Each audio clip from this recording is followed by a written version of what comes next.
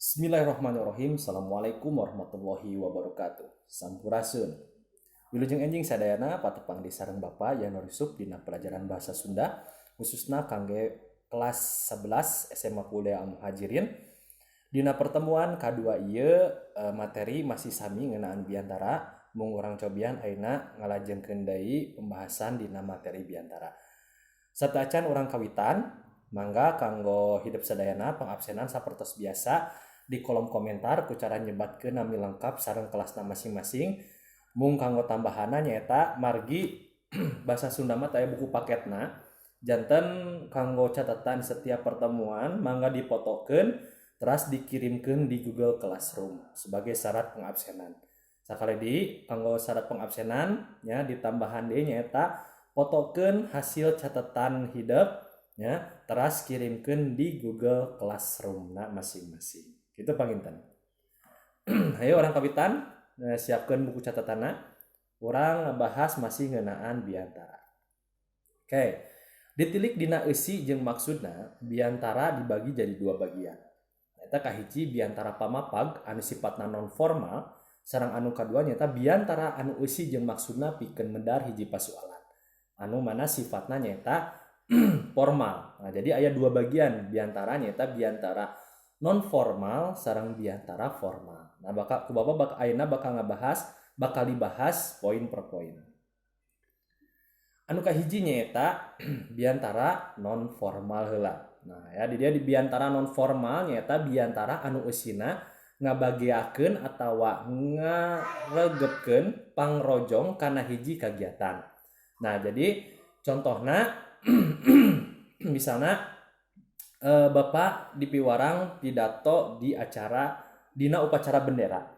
Nah, dina isi pidato eta ngan saukurnya biasa we pidato nya ngabahas hiji hal gitu ya, nu mana sistem biantara oge ngan saukur dibuka ya dina bubuka teras eusi ya teras panutup. Nah, sapertos kitu ya jadi standar pada umumna. Nah, ku kituna di dia disebutkeun sistem biantara non formal estu basajan atanapi sami ya atawa lumrah ya sarang bagian biantara anu sanesna.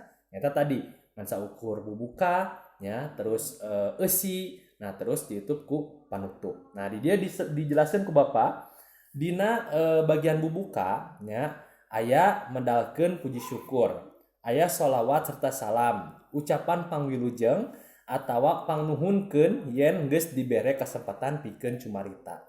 Nah, jadi mas standar pada umumnya. Nah, terus dina eusi isi merupakan inti pamaksudan tina hiji acara. Nah, misalnya dina upacara Bapak bade ngabahas ngeunaan pentingna tentang disiplin. Nah, berarti ya tos dina eusina ngan saukur ngabahas disiplin hungkul. Nah, terus tos beres eta teu aya proses tanya jawab atawa jeung sajabana langsung we panutup. Panutup di dia ukur di eusian ku sanduk-sanduk jeung menta hampura. Terus ditutup ku ucapan salam. Nah, eta dina biantara non formal. Anu salajengna nyaeta biantara formal. Nah, nyaeta biantara anu eusi jeung maksudna pikeun medar pasoalan.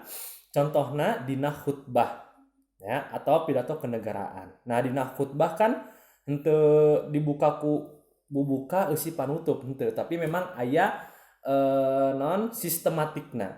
Nah, ya jadi memang kahiji memang dina situasina oge formal nya urang teu tiasa bari seuseurean yang sajabana khususna dina khutbah contohna gitu nya. Nah, ku kituna dina biantara model ieu sistematik di antarana teh nyaeta sistemna teh nya lain ngan saukur bubuka eusi panutup, tapi di dia kahiji nyaeta panganteur atau bubuka kana pasoalan anu baris dipedarkeun. Nah, anu salajengna nyaeta pedaran ngeunaan pasoalan. Jadi ngajelaskeun ngeunaan soalna tentang materina tentang naon. Nah, anu katilu nyaeta argumentasi ngeunaan pasoalan anu dipedar. Jadi urang nyampaikeun ya pendapat urang nya kana materi anu keur dibahas eta ya. Atau bisa dina diskusi. Nah, diskusi eta lebet karena biantara formal. Anu salajengna nyaeta keterangan panglengkep pikeun ngajentrekeun pasoalan anu dipedar. Nah, dina poin anu kaopat nyaeta dina nepikeun pedaran atau biantara anu didugikeun urang kudu nyertakeun keterangan panglengkap nyaeta keterangan ti ahli ngeunaan materi anu keur dibahas eta.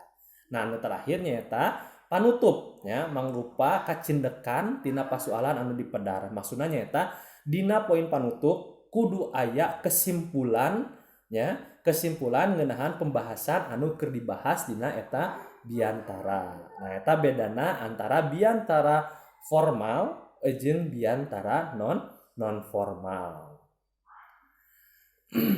Nah salajengna nyaeta teknik dina maca biantara. Aya sababaraha teknik anu tiasa ku urang dilakukeun dina macakeun hiji biantara. Anu kahiji nyaeta teknik atawa metode nalar, metode ngapalkeun. Nah ieu mah tos lumrahnya. Jadi hidup di pasian teks terus ngapalkeun pas dina macakeunna urang teu ninggal kana teks sakedik pun. Jadi ngapalkeun we nya. Jeung dina kekecapan oge sami percis jeung naon anu ditulis atawa dihafalkeun. Nah eta metode nalar nya atau metode ngapalkeun. Anu kadua nya eta metode maca naskah. Nah ya, di dieu metode maca naskah teh nya eta urang bener-bener maca naskahna.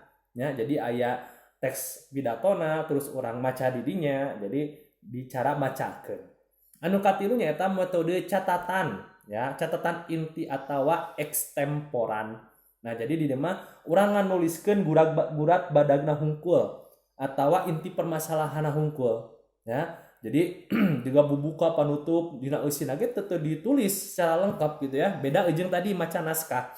Ari maca naskah mah lengkap, ari dina metode catatan inti atawa ekstemporan mah ngan saukur nuliskeun poin-poin penting dina eta pembahasan. Nah, anu kaopat nya eta metode langsung atawa impromptu. Nah, di dia kecap impromptu atawa improv. Nah, improvisasi. Artinya di dia teu ngagunakeun naskah, henteu nyiapkeun naskah, jeung teu nuliskeun catatan inti, tapi ulang langsung we macakeun pidato, ya. Tapi tetep kudu sesuai jeung tema, ya. Abong kene misalnya impromptu sakumaha urang atawa kumaha urang macakeun pidatona tapi henteu sesuai jeung materina, percuma, ya. Goreng-goreng oge. Nah, kukituna dina metode impromptu walaupun urang macakeuna kumaha urang atawa improvisasi tapi tetap kudu sesuai jeung tema anu keur dibahas. Oke. Nah, tadi ya bagian-bagian lengkap biantara. Tadi panginten bagianna masih secara umum ya dina pembahasan biantara non formal. Nah, di dia Bapak bakal ngajelaskeun biantara bagian-bagian biantara anu lengkapna. Nah, di dia aya bubuka. Ya, bubuka teh aya poinna naon hungkul sih dina bubuka ya kedah aya poin kahiji nyaeta salam bubuka ya, anu kadua muqaddimah ya, anu katilu salam panghormat, anu kaopat nyaeta ngahaturkeun nuhun. Eta dina bubuka. Terus dina bagian eusi nyaeta ngadadarkeun tujuan. Jadi tujuanna teh naon ya? Langsung we anu kadua nepikeun eusi. Jadi saacan urang nepikeun eusi biantara, contoh misalnya Bapak bade ngajelaskeun ngeunaan ngajaga kebersihan atau tentang disiplin. Nah, ulah bakal langsung kana materi ngeunaan pentingna disiplin ya, tapi urang masih antaran heula tujuan disiplin teh naon sih? Nah, ya disebutkeun lah ku urang kakarek we kana materi. Nah, terakhir nyaeta panutup nyaeta sanduk-sanduk ya, nyindekeun ya sanduk-sanduk teh di dieu maksana teh aya paribasa dina nutup dina nutup pidato gitu ya. Terus aya nyindekeun, tak kanggo nyindekeun ieu panginten sifatna opsional ya. Tiasa urang nyebatkeun kesimpulan atawa kacindekan, tiasa oge henteu.